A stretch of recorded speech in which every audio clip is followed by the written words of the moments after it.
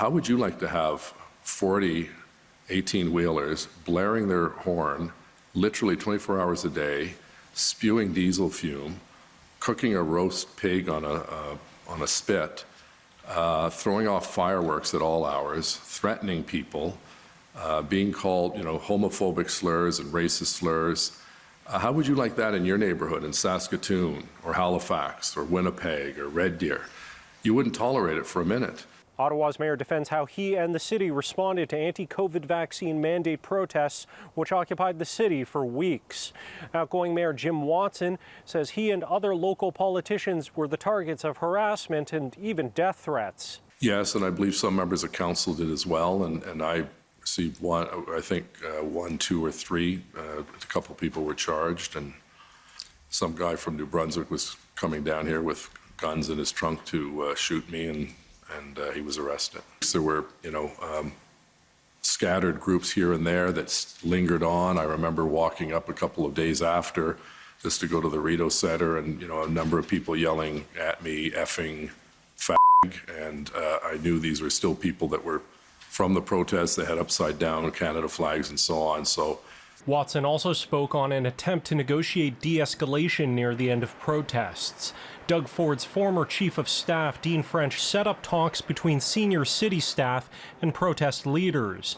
On Monday, Ottawa's city manager said a deal was made to move some trucks out of residential areas and onto Wellington Street, but that fell apart almost immediately. Some police weren't aware of the deal, some protesters refused to move, and the Emergencies Act was invoked soon after.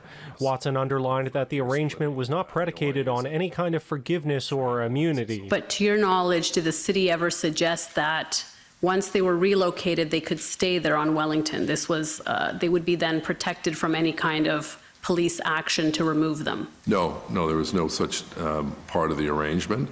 The reality is that we were hoping that some of those individuals who, quite frankly, were blocked in by other trucks would decide to leave. And I was told by someone with the police service, I can't recall who it was, that in fact 5 or 6 of those trucks actually just left. But it was a strange day for the attorney for convoy organizers. During cross-examination, Brendan Miller asked Watson why he didn't ask for disaster relief funds from the province.